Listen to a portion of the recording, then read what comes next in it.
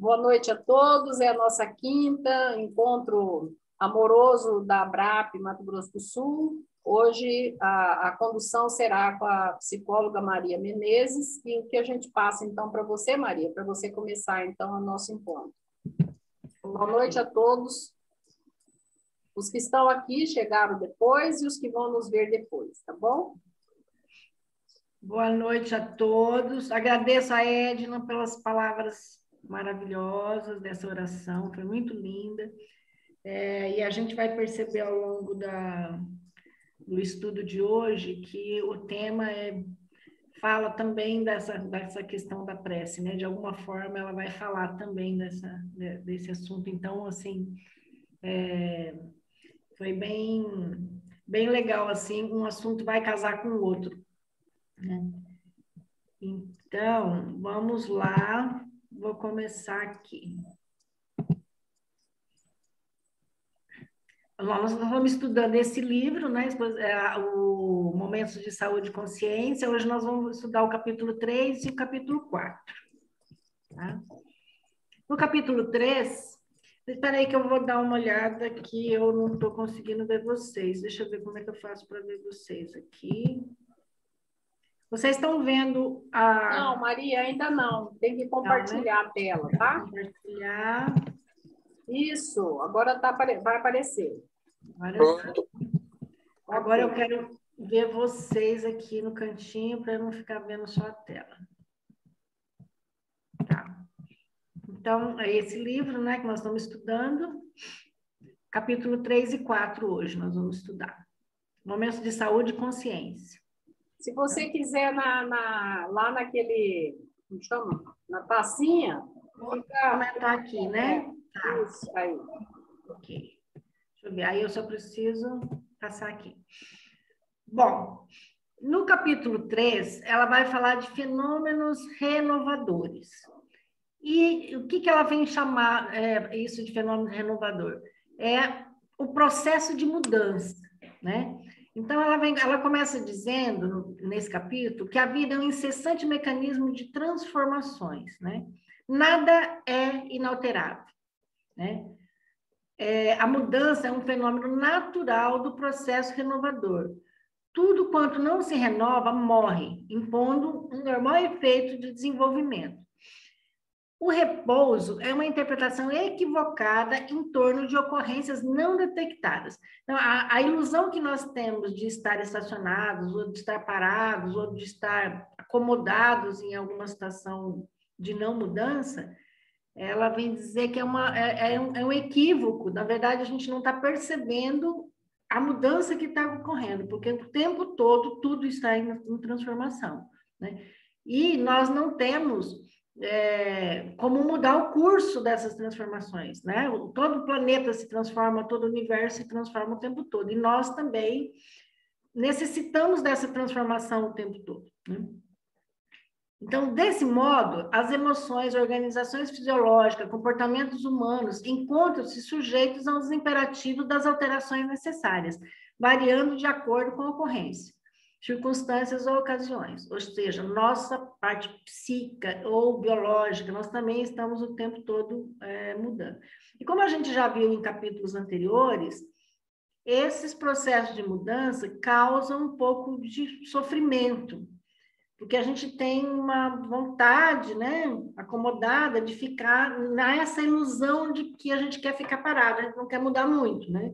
Toda vez que a gente pensa numa situação que precisa mudar, é difícil para a gente sair, porque a gente fica um pouco naquela zona de conforto, né? Mas sempre, como o universo e todo o entorno nosso está mudando o tempo todo, a gente se vê sempre sujeitos às vezes a fazer mudanças, inclusive forçadas, né? Pelas situações, às vezes eu nem quero mudar, mas alguma coisa acontece comigo, ou com o meu corpo, ou na minha realidade, que me força a mudar. E às vezes isso pode ser um gerador de sofrimento, né? Às vezes não. Pelo menos no primeiro momento, normalmente é um gerador de sofrimento, né? Essas alterações na criatura humana procedem de estados diferenciados de consciência, de padrões mentais diversos e filosofias variadas, né? Então, a gente está tudo é tão dinâmico que e também acaba tendo essa variação. Aí essa frase que eu gostei muito assim, conforme se pensa, assim se procede. E ela vai colocar aqui que primeiro tudo começa com o pensamento, né? Eu faço escolhas, aí eu penso, e a partir do que eu penso é que eu vou agir, né? A mente, exteriorizando os níveis psicológicos, é responsável pelas atitudes, por expressar a realidade espiritual de cada um, né? O processo precede a ação, que é de natureza mental. Não, desculpa. O processo que precede a ação é de natureza mental. Então, primeiro está na minha mente e depois vai para a ação, né? Então, tudo antes de se construir qualquer coisa, primeiro você pensa naquele mesmo, né? Antes de você construir qualquer objeto ou qualquer realidade, você primeiro pensa naquilo para depois você realizar, né? Então, esse processo sempre vem antes, né? A partir da mente. Portanto, tudo quanto se afirma ou se nega mentalmente passa a exercer preponderância que se materializa no campo da realidade objetiva. Então, a gente já, com certeza, todos nós já vimos alguma coisa a respeito disso, né? Tudo aquilo que eu penso vai construir a minha realidade. Então, é essa afirmação que ela vem trazer também, né? O cultivo das ideias pessimistas, geradoras de enfermidades e dissabores, angústias e tragédias, deve ser substituído por pensamentos saudáveis, produtivos, responsáveis pelos bens da vida. E aí, nós, no capítulo anterior, a Renata falou sobre escolhas, né? Você, a partir da sua cultura ou daquilo que você acredita da sua moralidade, você vai fazer as suas escolhas, né? E às vezes essas escolhas podem ser saudáveis ou não, né? E essas escolhas vêm primeiro para o pensamento, né? Eu penso em algo saudável, ou eu penso de forma saudável ou não, né? Ninguém há que se encontre fadado à desdita. Renovando-se, altera-se-lhe a paisagem para o futuro, mediante o que elabore na área dos desejos mentais. Teus pensamentos seguem a linha diferencial das tuas aspirações. Então, o que eu desejo? Então, eu primeiro desejo, eu escolho o que eu vou desejar, aí a partir disso eu penso a partir disso, e aí eu vou agir em função disso. E essa minha ação vai alterar a realidade, muda novamente a realidade. Então, é um processo dinâmico. Eu estou diante de uma mudança, eu escolho como que eu vou, em que vontade eu vou ter e o que eu vou pensar em relação a isso, e a partir disso eu vou agir e aí eu vou transformar de novo, novamente essa realidade, essa minha realidade, né, ou a realidade geral. O que anelas na emoção, elaboras na construção mental. Então, também ela está dizendo aqui que a emoção, né, também faz uma construção mental. Sucederá, portanto, conforme os queiras. Certamente experimentarás no transcurso da existência física provas e expiações decorrentes de pensamentos e atitudes passadas, ora retornando, né, para o presente, do ser como mecanismo de reparação, resgate e reeducação. Aqui ela considera, né, que algumas dificuldades que a gente vive hoje é decorrente de pensamentos anteriores, e pode ser inclusive de outras vidas, né? A gente já pensou ou sentiu equivocadamente, né? E traz isso criando uma realidade. Por exemplo, eu reencarno acreditando que eu preciso sofrer para reparar alguma coisa. Eu fiz alguma coisa errada, ou alguma coisa que eu considero errada, né? E aí eu acredito que eu preciso passar por um sofrimento para reparar isso, né? A gente tem muito, um pouco essa, dentro da nossa cultura espírita, tem muito isso, né? Essa coisa que a reparação precisa vir, né, com um sofrimento, né? E isso é só uma forma de crer, né? Talvez você pudesse escolher uma outra forma de se reeducar, né? Talvez uma forma pelo amor e não pelo sofrimento. Então, também é uma forma de pensar, né? Que foi escolhido. Se houvesse agido de forma diferente, enfrentarias outras situações karmáticas. Aqui, essa frase, para mim, trouxe muito essa palavra da responsabilidade, né? De que tudo aquilo que você pensa vai criar a sua realidade. Então, toda a sua realidade hoje é responsabilidade daquilo que você criou mentalmente, né?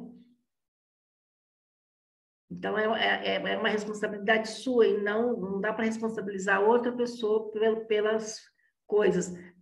Tanto as dificuldades, né? E outras felicidades também, né?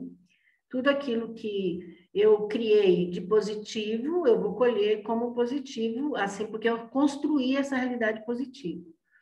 Não obstante tais efeitos, a lei da reencarnação propele-te a modificação da estrutura dos dias por vindouros, mediante a tua conduta presente, né? Então, aquilo que eu mudo agora, eu posso modificar essa estrutura toda e criar uma nova realidade a partir de agora. É a lei da renovação, né, Maria? A lei da renovação, né? Então, a lei da renovação que está em constante mudança, a gente não consegue parar, né? A gente é preciso estar sempre renovando, porque ela fala lá no início, aquilo que não renova morre, né? Então, nós temos que estar o tempo todo nos renovando, e a gente faz isso, né? O tempo todo a gente está, é que talvez a gente não tenha a percepção tão clara de que o tempo todo a gente está mudando, mas o próprio desenvolvimento humano, né? As fases de desenvolvimento, de ser criança, de ser adolescente, de ser adulto, de ir para a terceira idade, para a maioridade, né? Então, assim, todas essas fases, elas estão fazendo uma renovação, né? A gente morre alguma parte de nós para ganhar uma nova realidade. Então, é uma mudança constante, né? Revisa o quanto antes os teus planos de ação. Submeta-os a uma análise tranquila e considera as tuas possibilidades atuais, refazendo programas e estabelecendo novas metas. Se te parecem corretos, amplia-os. Se te manifestam insuficientes ou perturbadores, corrige-os. Renova-te, porém, alterando sempre para melhor as tuas disposições de crescimento, seja como for que te encontres. Não exijas que as pessoas sejam-te iguais, que também é um grande problema gerador de sofrimento, é que às vezes a gente se transforma e quer que todos se transformem no mesmo ritmo, né? Quem está do nosso lado, né? Aqui ela está dizendo, não exija que as pessoas se renovem como você, né? Ou sempre as mesmas, com repetitivos hábitos, expressando-se idênticos sentimentos, né? Cada um vai estar no seu passo, na sua caminhada e na sua renovação, né? No seu momento de renovação. Diante dos afetos que diminuíram de intensidade, dos comportamentos que se alteraram, das situações que sofreram mudança, dos amigos que fizeram novas opções, do entusiasmo que arrefeceu ou passou para outra área, dos desafios novos, não te insurjas pela depressão ou violência. Ou seja, ela tá falando de uma série de situações que mudam, de mudança na nossa vida, né? Ou você perde alguém, ou você perde um amigo, o amigo vai para outra situação, né? Ou você precisa ter novos desafios, né? Então, ela sugere, né, que você não entre no sofrimento nem na violência, né? Porque essas mudanças estarão fazendo parte da nossa vida. São fenômenos, esses, mudanças que a vida impõe, né? O tempo todo nós estamos mudando. Aí ela diz, aceita-os com calma e em paz, continuando com seus ideais nobres, evoluindo sempre, sem retentivos, com a retaguarda, nem ansiedade em relação ao futuro. Então, assim, nessa construção de ideia dela, me pareceu assim, bastante, um pouco, com as ideias daquela abordagem de técnica de terapia, que é aquela TCC, né? Que diz que tudo começa primeiro com o pensamento, né? E que às vezes a gente tem pensamentos disfuncionais, né? Eles falam disso, né? Que a gente tem pensamentos automáticos, né? Que grandes problemas surgem, né? Psicológicos surgem por a gente não pensar sobre o pensamento, né? Então a gente vive vive no piloto automático, vem na cabeça pensamentos conforme eu aprendi na minha cultura ou no meu desenvolvimento, né? E eu tenho alguns pensamentos que me vêm, né? Eles chamam isso de, nessa técnica de pensamento disfuncional, ou seja, é um pensamento que não me faz evoluir, não me faz crescer, ao contrário, ele às vezes me boicota. Por exemplo, um pensamento de menos-valia, né? Isso a gente vê bastante isso, né? Uma pessoa que pensa que ela sempre não é capaz, não, eu não vou dar conta, né? É um pensamento é um pensamento automático, né? Dentro da construção dela, ela está sempre pensando dessa forma. Então, isso realmente vai sempre trazer ela para essa realidade. Então, se eu acredito que eu não dou conta de algo, eu vou acabar não conseguindo fazer realmente, porque eu mesmo crio essa realidade. Todas as vezes que me surge uma situação onde eu poderia dar conta, aí eu acredito que eu não dou conta, eu não vou lá e nem tento. Então, eu mesmo me boicoto, né? E isso vai surgir uma série de consequências danosas para essa pessoa, porque ela tem um pensamento automático. A TCC chama isso de pensamento automático. E aqui eu entendi que a autora vem falar desse pensamento que precisa ser olhado. Ele precisa ser mais assertivo, né? A gente precisa prestar atenção nele, porque é ele que vai criar a sua realidade, né? Aqui ela fala bastante do pensamento, ela não fala muito do sentimento, mas assim, o sentimento também, né? O sentimento que vem junto com esse pensamento vai construir a realidade de cada um, né? E aí pode ser uma realidade boa ou uma realidade de dificuldade, né? E o que ela interessante que eu vi que ela coloca aqui é sempre isso. Primeiro, o pensamento, né? Que às vezes a gente tem a impressão que não, as coisas acontecem, aí eu vou pensar sobre aquilo, né? Eu vou fazer algum juízo de valor em cima daquilo. E ela vem colocar que não, todo pensamento ele vai preceder a sua ação, né? Eu vou agir conforme eu pensei, né? Ou conforme eu acredito, tal. E isso tem a ver com a criação, né? Se a gente, assim, a nossa inteligência, a gente sabe que nós somos co-criadores do universo, né? Nós temos a capacidade de pensar, né? Nós somos uma inteligência também, né? Deus é uma inteligência suprema e nós temos uma inteligencinha, né? Mas com essa inteligencinha a gente ajuda a criar o universo, né? E criar essa realidade, que é o que ela vem falar aqui, né?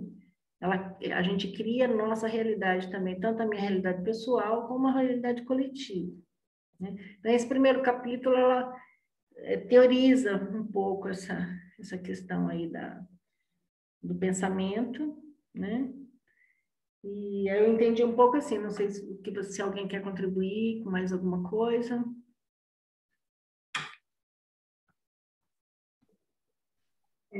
Maria, eu gostei muito desse termo, a lei de renovação. Quer dizer, existe essa lei, né? Uhum. A lei natural, ela está acima de qualquer um de nós. Ela vai acontecer, né? É uma lei imutável. Toda lei natural é uma lei imutável. Então, a lei de renovação, ela é uma lei natural, né? Então, a gente aqui nessa condição de espírito encarnado, né? Cada um com a sua personalidade, exercendo os seus papéis, não podemos esquecer disso, né? Como você falou, somos co-criadores. Então, assim, tudo que acontece comigo no pessoal, né? Eu estou fazendo acontecer no geral, né? De todos nós, porque nós somos um todo nesse contexto de divindade, né? Então, é muito interessante porque, assim, tem pessoas, e a gente atende em consultório, né? Tem pessoas que sofrem, e sofrem muito por mudanças. Estão acontecendo mudanças e a pessoa tem dificuldade com elas, né? A zona de conforto daquilo que né, estabelecido fica melhor, mesmo sendo sofrido, às vezes. Né? Mesmo sendo sofrido, a pessoa tem essa dificuldade de pensar numa nova possibilidade, né? Num fazer diferente para ter um resultado diferente. Né? Então, assim, a Joana de Ângeles, eu acredito que ela traz nesse capítulo essa reflexão para nós, né? E queiramos ou não, existe a lei natural da lei de renovação, né? Queiramos ou não, isso vai acontecer. Isso acontece, se a gente estiver observando bem, além da questão do pensamento, existe a mudança, por exemplo, biológica, né? Da criança, a criança pequenininha, daqui a pouco ela cresceu, daqui a pouco ela é jovem, daqui a pouco é adulta, daqui a pouco já é idosa, né? Então, existe essa alteração até no biológico, queiramos ou não. Né? Às vezes gera sofrimento, não é isso? Às vezes gera sofrimento. Eu acho que Joana de Ângeles traz, assim, com muita propriedade, esses dizeres, né? Trazendo para nós uma reflexão. Se é uma lei natural, e a gente percebe isso até no nosso biológico, né? Na nossa forma de pensar, né? Também seria muito bom que a gente tivesse isso, principalmente na forma de pensar, né? Porque as coisas, elas têm um contexto, né? 10 anos atrás, hoje já é outro, daqui mais 10 anos será de uma outra forma, né? Então, assim, é bom que a gente tenha essa flexibilidade, né? Essa flexibilidade para as renovações da nossa vida. E eu gostei daquele termo que você colocou da responsabilidade, porque se a gente pensar no maior, né, todo ato meu, ele reverbera para o todo. Né? Isso não é no sentido de culpabilização, mas no sentido de responsabilidade mesmo, né? Assim, nada é jogado fora, né? Existe, tipo assim, uma bola imaginária, né? Que tudo fica por aí mesmo, né? A gente agora, eu falando isso, eu lembrei do ar, né? O ar é uma coisa igual para todos, né? E esse ar anda, né? Esse ar ele não fica parado, circunscrito num país, no estado, dentro da minha casa, né? Esse ar vai andar. Então, acho que assim, trazendo essa metáfora do ar, no termo da responsabilidade nossa, né? O que a gente está oferecendo enquanto co-criadores do Criador, né? O que a gente oferece nosso, né? As nossas dores, as nossas sombras e também o que de potencial eu posso oferecer, né? Todo mundo tem, né? Acho que é bem isso, essa reflexão que eu fiz com essa lição aqui. Muito bom. Posso dar meu pitaco aí? Claro, deve. Bom, assim, algumas coisinhas, né, que eu cheguei a anotar. Assim, ela fala a respeito de provas e expiações decorrentes de pensamentos e atitudes, né?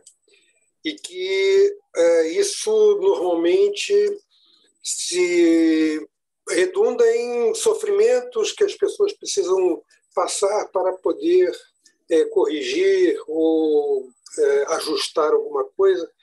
E aí seria somente através do sofrimento, não tem outra maneira, ou seja, a pessoa vai ter que passar andar por cima do caco de vidro sem ter outro caminho a percorrer, porque aí independe da falha, da falta ou da atitude, né? E da assunção da responsabilidade pelo feito. E isso daí só tem essa forma de solução, ou considerando, né, que Deus é justo, é misericordioso, coisa e tal, a gente poderia ter atenuantes diante dessas faltas e dessas responsabilidades e podermos assumir determinadas tarefas ou passarmos por determinadas tarefas, trabalhos que fossem menos sofridos, menos ligadas, né, à questão do sofrimento e muito mais ligados assim à compensação por outros caminhos, né, e que levasse ao benefício, à melhoria, auxílio, seja das pessoas, seja do ambiente, seja do planeta, seja do que for, né? Seria essa uma possibilidade, talvez. O que eu entendi é que ela diz exatamente que esse sofrimento foi uma escolha. Você escolheu, porque sim. você pensava, porque você entendia, achava que deveria sofrer, né?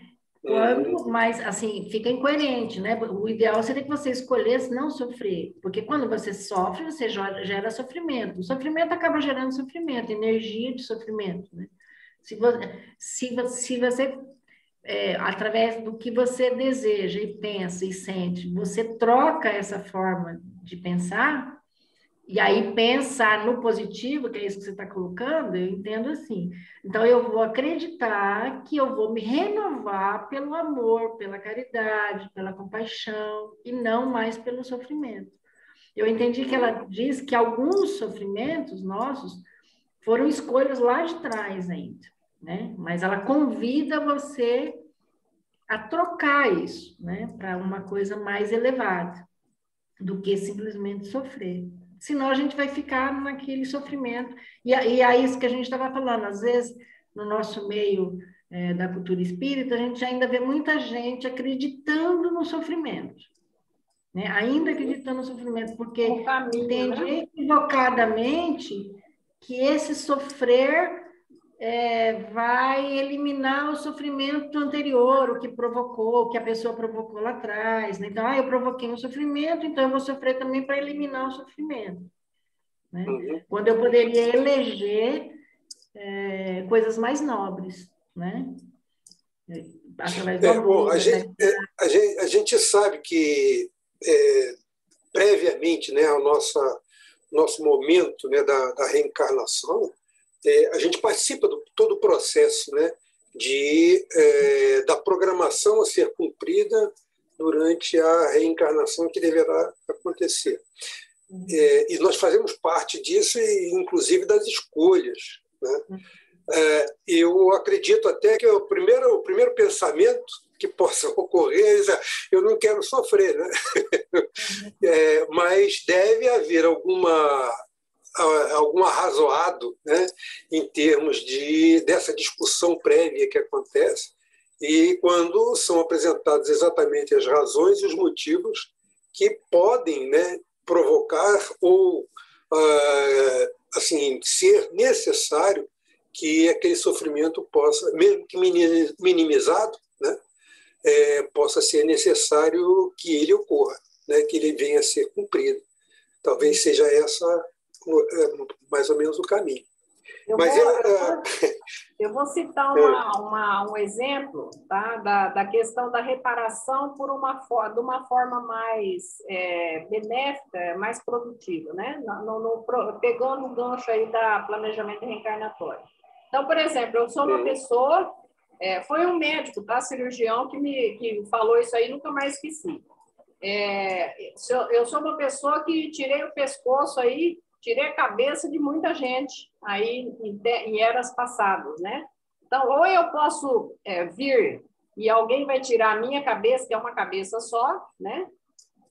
E eu vou ter que fazer muitas reencarnações para ficar pagando aí 100 cabeças, por exemplo, que eu tirei, né? Aí eu posso também escolher ser cirurgião, né? De cuidar dessa parte do ser humano. Então, assim, eu poderia fazer muito mais que 100, né? No sentido de reparação e no sentido de eu acertar com essa lei da causa e efeito. Eu acho que é um exemplo assim, bem prático, né? Que dá para fazer. E aí, numa internação só, você já pode quitar tudo, né? Através da reparação de uma forma produtiva, né? Com esse mesmo raciocínio, existem as mulheres, né, que fizeram muitos abortos e que elas vêm numa condição em que ela não terá filhos, mas será responsável por cuidar de creches, né, onde tem, sei lá quantas crianças a serem cuidadas sob responsabilidade dela, né, ela sendo a maior responsável. Quer dizer, é mais ou menos desse mesmo sentido, e é mais ou menos dentro daquilo que eu coloquei em termos de reparação, né, de melhoria, ou de recomposição da condição espiritual. E isso, assim, me parece, né, teria registros lá no inconsciente sobre todas essas situações, né, tanto das faltas quanto da necessária recuperação. E aí, né, seria o resgate para nível consciente para a realização desse trabalho, né, porque dependeria de uma ação dela direta para a realização da tarefa, né? Então, isso tem que ser a nível de consciente, né, mesmo se baseando no registro lá das sombras, do inconsciente, né, que seja. Acho que seja por aí, talvez. Eu entendo assim, por que uma pessoa escolhe sofrer? Eu acho que tem a ver com o processo de culpa, sabe? Assim, e um não auto-perdão. Aí a pessoa normalmente se escolhe sofrer por culpa e falta de auto-perdão. Então, eu errei, isso pode estar numa coisa corriqueira nossa, vamos imaginar. Eu erro, faço alguma coisa que eu me arrependo, aí me vem o sentimento de culpa, e eu não consigo agir amorosamente comigo, não me perdoo, né? E aí eu começo a me punir, né? Então, a gente faz esse tipo de coisa muito psicologicamente, isso, né? Uma autopunição, né? Que a gente, como que alguém escolhe, vou sofrer? A gente escolhe sofrer, muita gente escolhe sofrer por essa questão de culpa, né? Não consegue compreender que, sim, você errou, ótimo. Você tinha um tipo de consciência, por isso que você errou, né? Mudou a consciência, tudo bem, agora não vamos fazer mais o que foi feito antes, então eu me perdoo e escolho sair desse sofrimento. Mas enquanto eu me sinto culpada e não consigo aceitar esse auto-perdão, aí eu me puno. Aí eu vou para a depressão, né? A gente vai para a depressão, vai para baixa autoestima, uma série de situações danosas. Fazendo um vínculo com isso daí, né, com essa ideia, e ainda, né, com algumas colocações que a Joana fez nesse texto, com relação à programação, né, da reencarnatória, com toda a preparação que é feita, né, previamente, né, a reencarnação, para que a pessoa possa suportar, né, os impactos que decorrerão disso tudo. A pessoa pode, eventualmente, chegar e assim, olha, eu fiz as minhas escolhas, né, mas eu acho que não estou aguentando, não estou suportando isso, e eu quero refazer essa programação. Isso a nível assim, de pensamento, né, de raciocínio. Então, ela pode, de repente, querer mudar essa programação ou até mesmo buscar um atenuante, uma forma menos danosa ou menos sofrida e fugir, entre aspas, né, a essa responsabilidade que precisa ser cumprida. Isso traria impactos, né, na sua condição mental, psicológica, e que pudesse resultar em maiores problemas, maiores defeitos intrínsecos à saúde, né?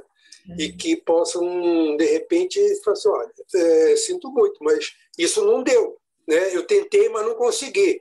E o sofrimento tenha sido levado, como você mesmo falou, a uma condição tal de depressão, e que essa pessoa, nessa fuga, ela possa tentar sair pela reta, né? Ou pelo lado do suicídio, e que seria muito pior, né? Seria acho que esse é uma o possibilidade. convite que ela faz para a gente, viu, Júlio? Inclusive, no próximo capítulo, eu acho que ela faz bastante esse convite, que é exatamente isso, sair desse lugar e ir para um lugar mais elevado. Né? Posso continuar, então, para a gente não se atrasar muito? Eu vou para o próximo capítulo, tá? Que é o título do capítulo, libertação. Né? É mais ou menos isso que a gente está falando. Como se libertar do sofrimento, né? Daquilo, ou de algo, até nesse seu raciocínio, de algo que eu pré-determinei, de sofrimento, tá? Como eu posso sair, né? Ela vem trazer agora ela traz algumas dicas, né? De como sair. Então, vamos lá. As cargas mentais negativas possuem a nefasta força de desorganizar as engrenagens psicológicas e fisiológicas do ser. Acostumando-lhe, será necessário ingerente esforço para destrinçá-las nos sutis amaranhados dos campos de energia geradora de vida. Então, assim, se eu continuo acreditando que eu preciso sofrer, que eu preciso ter problema, eu continuo alimentando essas coisas mais nefastas, né?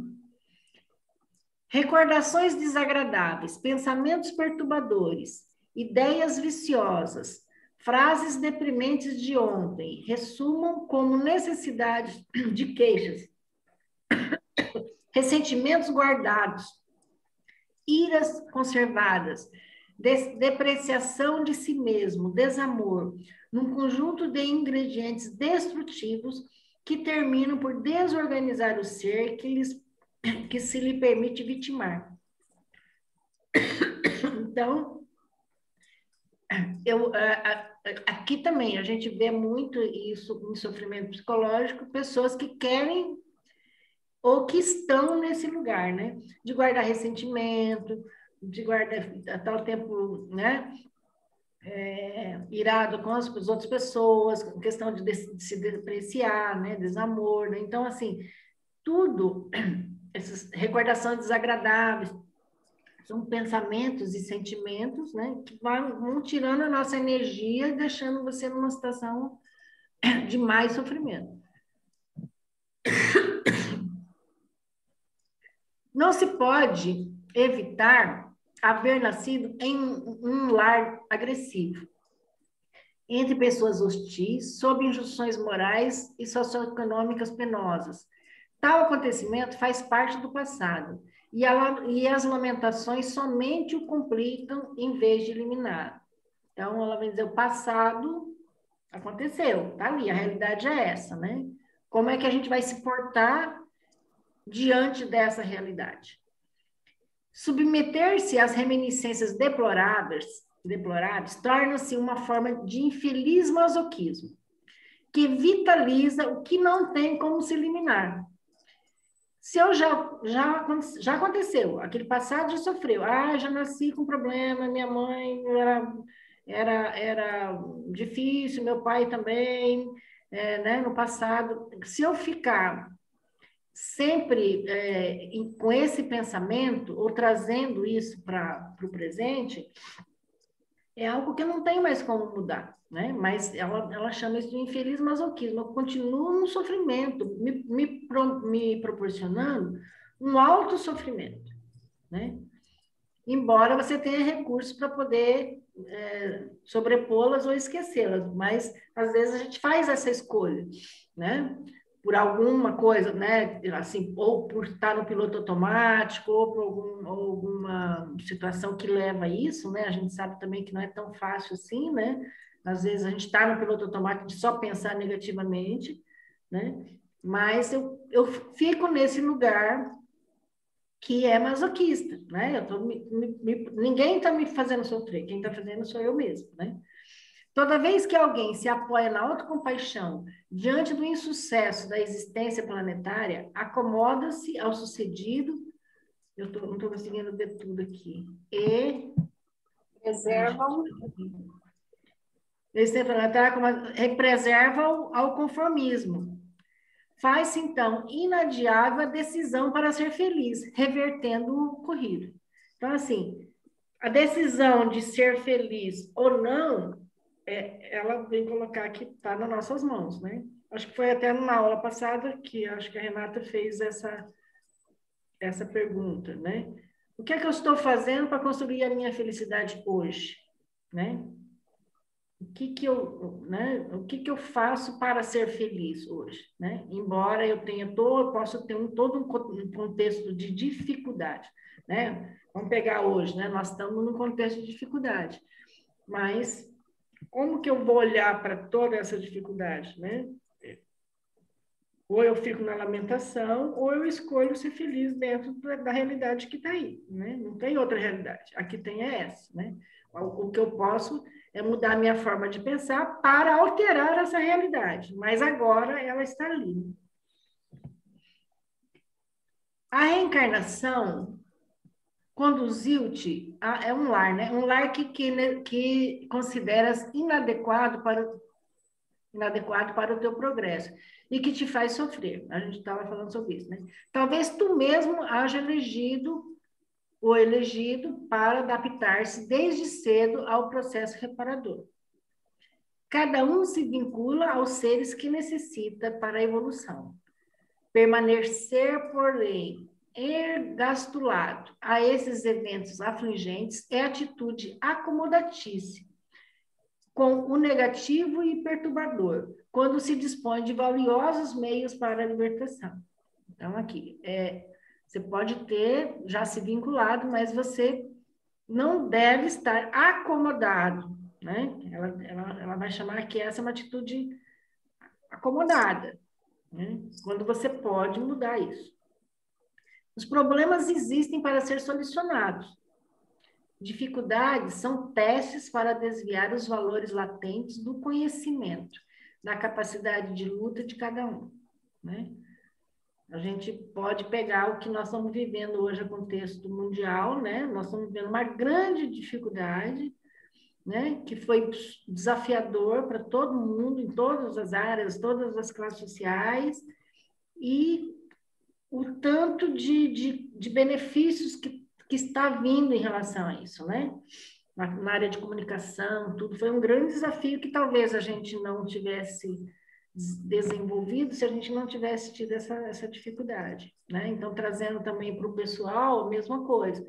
Aquela dificuldade que eu passo, ela é um desafio, eu posso encarar assim, né? Eu estou passando uma dificuldade, mas ela está sendo um desafio para quê, né? Então, a pergunta que a gente deve fazer, eu acho que mais assertivamente, não é assim, por que eu estou passando por essa dificuldade, né? E sim, o que essa minha dificuldade traz de benefício para a minha evolução, né? Seria uma pergunta mais assertiva.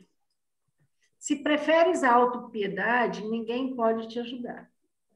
O ressentimento, o medo, a queixa, a reclamação do passado mais te farão dependente do acontecido, no qual inconscientemente se apoias, a fim de não lutares pela restauração da paz e o logro da alegria. Eu fico me segurando ali naquele sofrimento como uma muleta no passado para não ter coragem de mudar, né? Não podes nem deves incorporar à existência os vatícios, né? Os prognósticos danosos que te fizeram, né? Alguém chega, você será sempre uma pessoa errada, né? Não se pode nem deves incorporar à sua existência esses prognósticos danosos que te fizeram, as expressões chulas que te dirigiram, as frases deprimentes que te endereçaram, as agressões verbais, morais e físicas de que fostes vítimas. Isso já passou e não tens como trazer de volta. Você não tem nada, não tens como fazer para que não houvesse sucedido. Já aconteceu. Desvia-lhes, porém, os efeitos daninos sim, e cabe-te realizá-lo. Então, aqui ela tá dizendo para o caso, né, de alguém, né, eu vivi num lar onde as pessoas nunca me elogiaram, sempre me colocaram para baixo, né? Então, ela diz assim, né, que a gente deve desviar disso e buscar o seu caminho. Sabes que não és o de que te acusam, mas se por infortúnio da tua fragilidade psicológica incorporaste à personalidade as investidas aleivosas, enganosas, traiçoeiras, né? E te crês conforme te definiram, rompe as algemas e ensaia a tua libertação, né? Isso aqui é algo que a gente ajuda muito o paciente a fazer no dia a dia, né? A pessoa, ela tem essa fragilidade psicológica, ela acredita em coisas, né? Disfuncionais, né? E é preciso romper, né? Isso e mudar essa forma, porque isso vai te libertar desse sofrimento. És uma ganga bruta por lapidar. Se exteriormente a ganga é impura, tens no íntimo o brilho das estrelas que te cumpre liberar. Começa agora um novo processo na tua vida. Dá-te a oportunidade de provar a ti mesmo quanto possuis e conseguirás produzir. Experimenta o prazer de reconstruir o teu futuro e de pronto começarás a ser uma pessoa ditosa. Né? Então, assim, a gente sabe tanto que isso também não é tão fácil, né? Você sair desse lugar. Às vezes, a pessoa não consegue sair desse lugar sozinha, por isso que, né, nós como profissionais, a gente pega na mão do paciente para ajudá-lo a sair desse lugar, né? Às vezes fazendo com que ele consiga uma consciência diferente para poder dar conta de sair desse lugar onde ele está, que é um estado de sofrimento. Mas ela dá aqui umas dicas, né? De que esse é o caminho, né? Ela é como se fosse uma receita, né? Um caminho. Aí eu coloquei essa frase aqui do Chico, que a gente morre de conhecer, né? Mas que nunca é demais, né? Assim, que a gente necessita incorporar mesmo, porque a gente vê essa frase o tempo todo, mas será que a gente incorpora, né? Que embora você não pode mudar o passado, você pode agora construir o futuro. Eu acho que essa frase resume muito o que ela falou nesses 2 capítulos, né? Você pode e deves buscar essa renovação, né? E você pode trocar esse novo fim, né? Você pode fazer, você não está fadado a esse sofrimento, você não está fadado a ficar nesse lugar onde você está, né? Até porque, como ela começa o outro capítulo, tudo é renovação, tudo é mudança, né? E você não vai conseguir ficar parado nesse lugar, né? Você precisa mudar.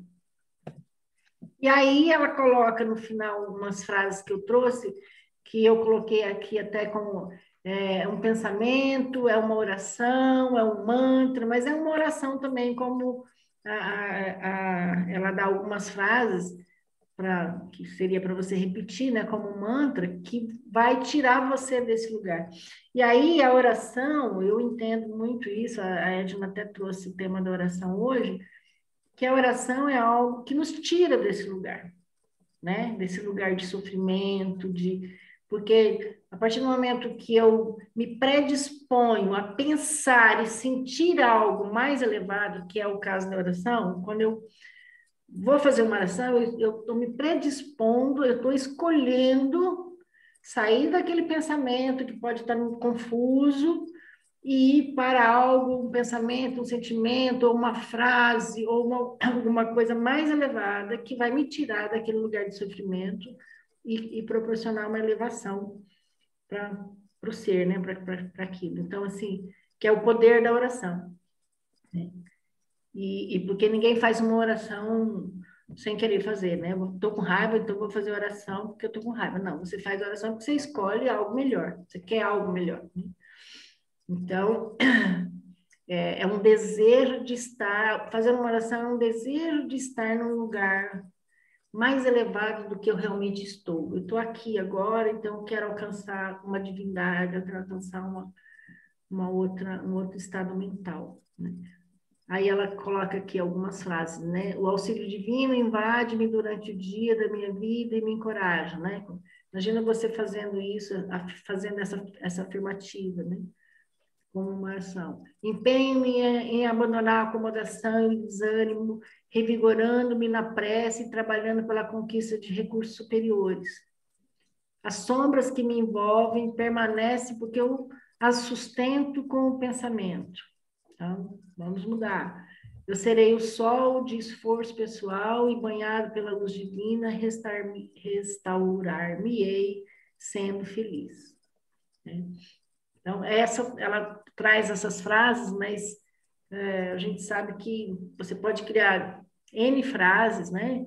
É um método até que a gente pode usar de colocar frases, né? Nos lugares onde você mais olha, frases positivas, frases que você queira acreditar, né?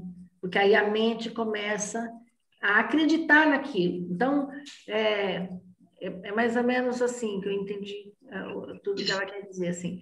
Se eu quero que algo aconteça, eu preciso acreditar que aquilo já está acontecendo, né? Então, eu crio uma frase de que aquilo já acontece. Então, meu cérebro vai entender que aquilo já acontece. Aí, a partir do momento que meu cérebro entendeu que aquilo acontece, eu altero a realidade. Aí, essa realidade realmente vai acontecer. Então, é diferente de eu falar assim, eu quero que algo no futuro, alguma coisa vai acontecer. Não, eu preciso trazer para o meu cérebro que aquilo já é. Então, minha vida já é abundante. Não é assim, eu desejo eu desejo ganhar na loteria e ter dinheiro. Não, eu preciso trazer para o meu cérebro que eu já sou abundante. A minha vida já é abundante. Eu tenho abundância diária, eu tenho abundância de saúde, eu tenho abundância, né? Essa sensação de plenitude, de abundância, já tem que fazer parte de mim. Aí eu estou criando uma realidade abundante. Porque se eu viver na realidade de que tudo falta, que também é bastante comum a gente ver isso, minha vida é um problema, tudo falta, não tem dinheiro, não tem saúde, não tem marido, não tem namorado, eu não tenho nada, nada. O que está na minha mente? Nada eu tenho. Né? Então, eu estou o tempo todo boicotando a minha realidade, para que ela não aconteça realmente. E invertendo esse pensamento, não, eu não tenho isso, mas quais todas as coisas que eu tenho? Eu sou abundante. Se eu sou abundante, a abundância ela vem. Então, eu entendi nesses 2 capítulos que ela traz esses conceitos e essas dicas, né? De buscar a felicidade e a libertação do sofrimento. Esse é um recurso bem oriental, Maria? Porque, assim, as frases afirmativas é como você soltar palavras no universo para que elas plasmem, né? Para que elas começam a modificar a energia à sua volta, né?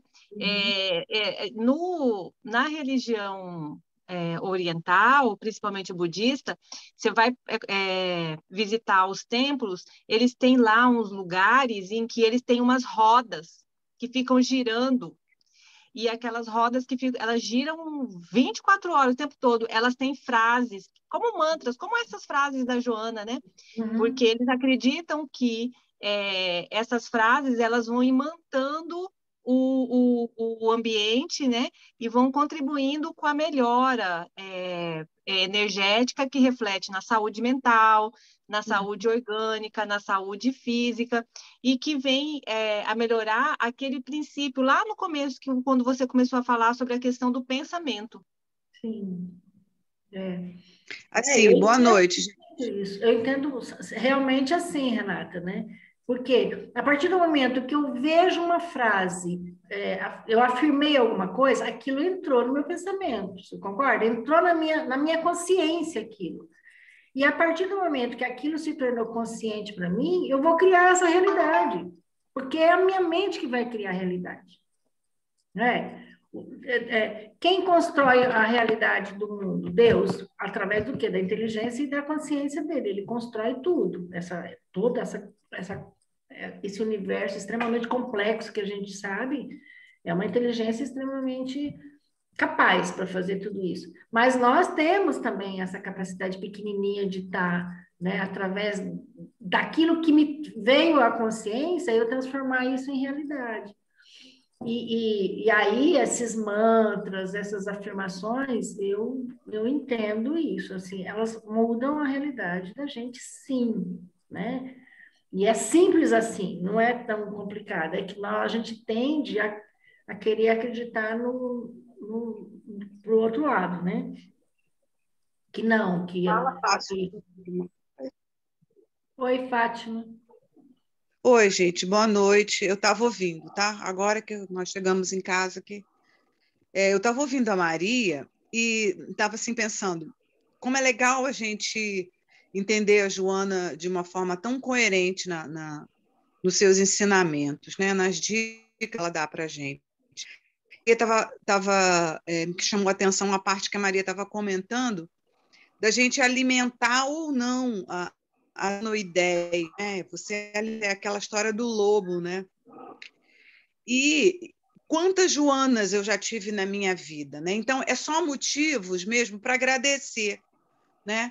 Vou explicar o que eu pensei assim para vocês. Vamos ver se vocês vão entender o raciocínio. Quando a Maria dizia assim, as pessoas que ficam falando que você é muito imediatista, rotulando, né? Você é muito imediatista, você é muito crítico, você é muito ansioso, você. Então, se a gente acreditar nisso, né, a gente acaba intensificando, potencializando em nós até aquilo que a gente reconhece que pode ter, a gente pode ter.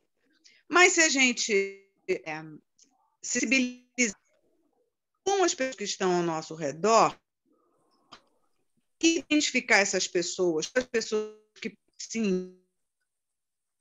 E aí eu estou falando de filhos, maridos, esposas, amigos, colegas de trabalho, né?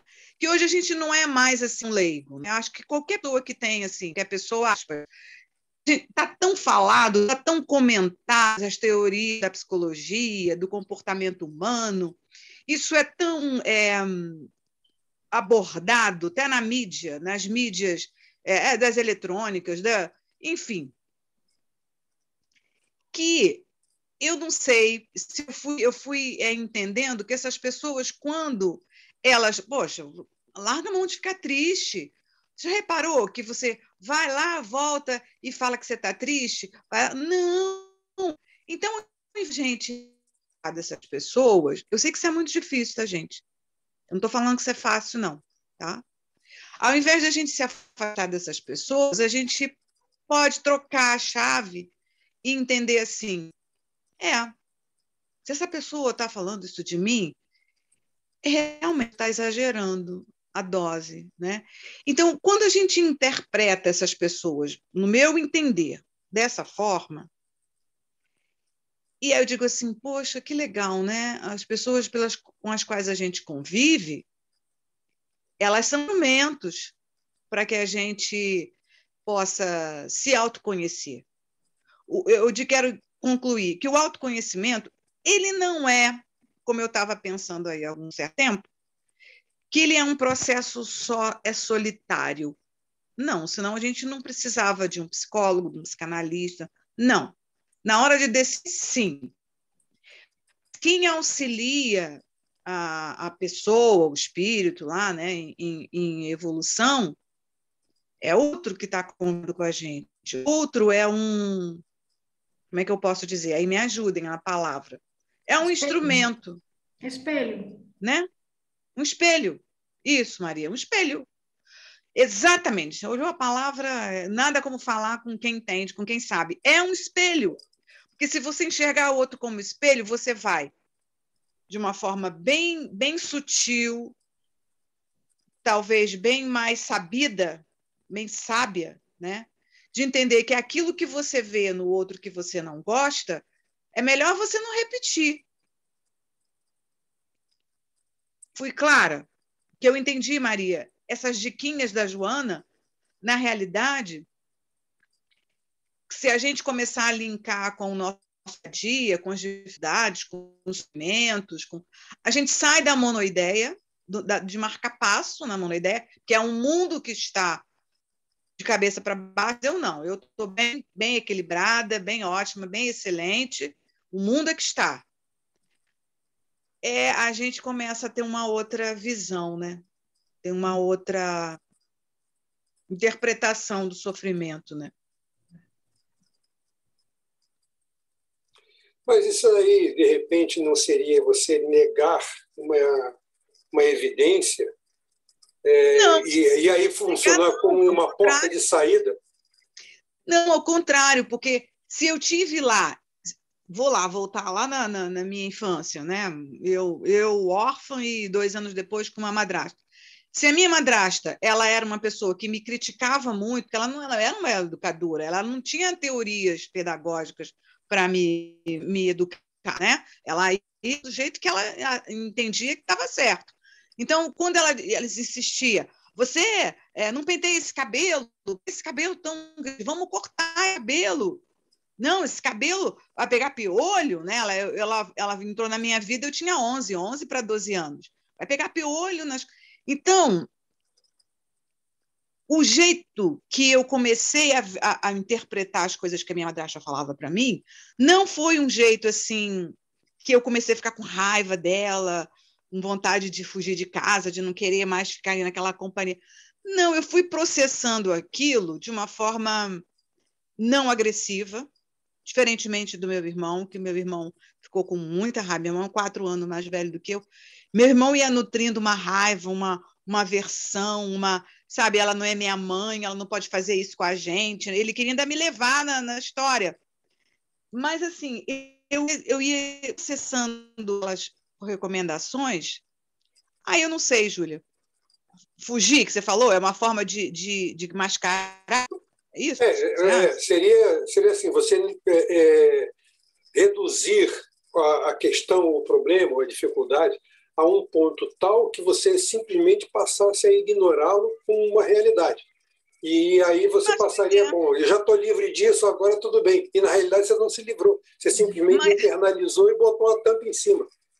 Eu me livrei, sim, que foi um mecanismo de defesa. Enquanto eu era jovenzinha, eu era uma indefesazinha. Eu não tinha conquistado com o meu próprio esforço, através do estudo, através do conhecimento, eu não tinha conquistado essas teorias, aspas, né? Que eu sempre fui atrás desde menina e que elas foram me libertando. Eu fui começar a estudar a doutrina espírita depois de 30 e poucos anos, mas antes disso, eu li muito livro de psicologia, de autoajuda, Khalil Gibran, eu lia e ficava assim, esse mundo aqui está muito legal para eu descobrir. Esse que eu estou vivendo agora, está para trás, já ficou, já era. Eu fui desenvolvendo as meninas aí vão dizer se eu estou usando o termo técnico correto. Eu fui desenvolvendo esse mecanismo de defesa que foi dando certo. Foi dando certo no seguinte sentido. Eu até chegava para o meu irmão e falava assim, cara, para que você tem tanta raiva da nossa madrasta? Você já está um homem feio, daqui a pouco você está servindo o exército. Eu falava isso com o meu irmão. Tanto é que ele, catapultou, ele saiu de casa. Ele falou, você vai ficar aí, hein? Vai sofrer, hein? Sabe, não sei, eu fui desenvolvendo sei lá.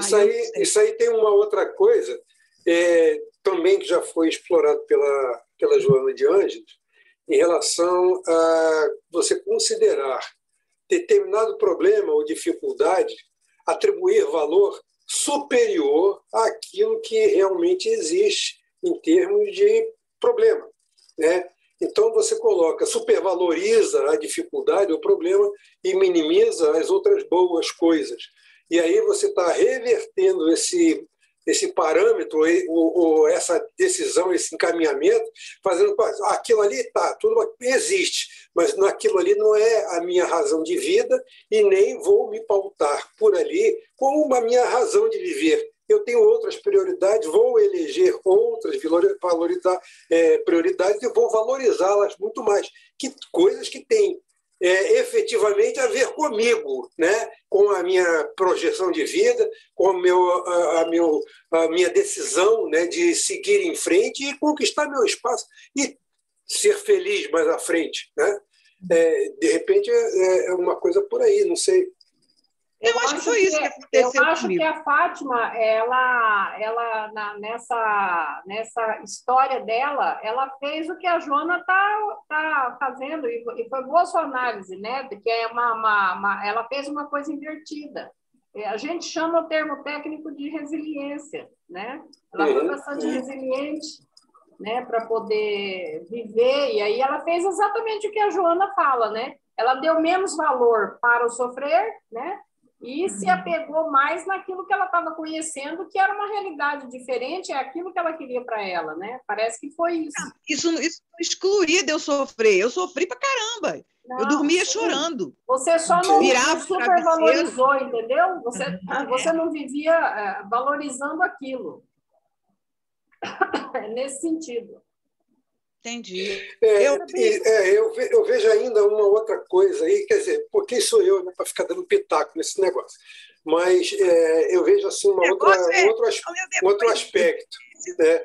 Um outro aspecto, assim, quando considerando, né, que uma pessoa que estivesse numa situação semelhante a essa que você relatou e que fosse buscar, né, uma ajuda, um auxílio com um psicólogo, talvez, assim, dentro do trabalho que fosse feito, e aí vocês me corrijam se eu estiver errado, tá? Dentro do trabalho que fosse feito, seria muito mais para não tentar contornar o sofrimento, mas de fazer com que aquilo ali se tornasse uma coisa aceitável e você, a partir daí, começar a desenvolver outras atividades que, considerando as suas dificuldades frente àquele problema, aquilo não se tornasse uma coisa assim tão dramática e insolúvel, porque te levaria a um problema muito mais sério.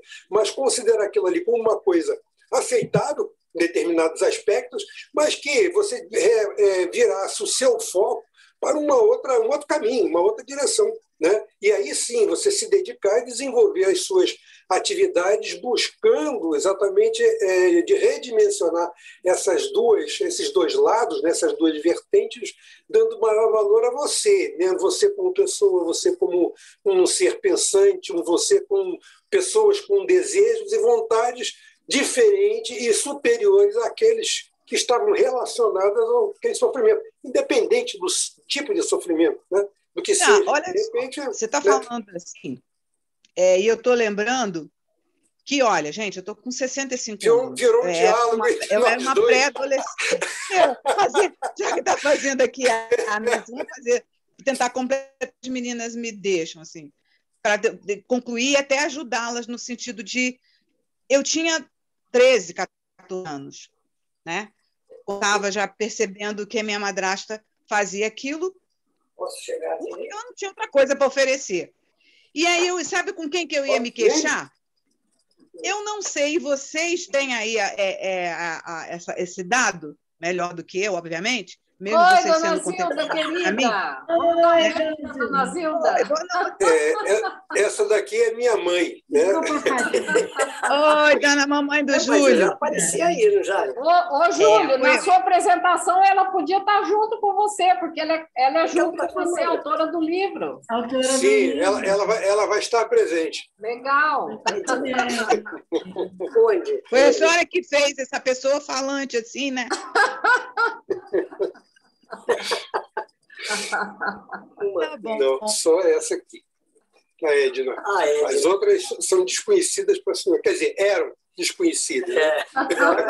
Muito prazer para todas que eu não conheço. Prazer. Ô, Júlio, mostra a Maria para ela, que você já ficou na casa da Maria. Essa daqui, ó, é a Maria. Já nos encontramos lá em Campo Grande. Ah, é? As outras, não, as outras são conhecidas daqui, não, né? essa é Edna. Desse trabalho. Não, Edna é essa aqui é a Maria. Eu conheço muitas histórias da senhora já, muitas Muito histórias, inclusive o livro, né? Repete aí, Maria, porque ela estava sem o alto-falante aqui. Eu conheço muitas histórias da senhora, do É mesmo? Isso, do Luiz Sérgio. Meu marido é um leitor do Luiz Sérgio, assim, faz muitos anos que ele lê, desde que ele começou a publicar, o meu marido lia muito os livros dele, ele sempre me falava muito, primeiro, antes de mim, assim.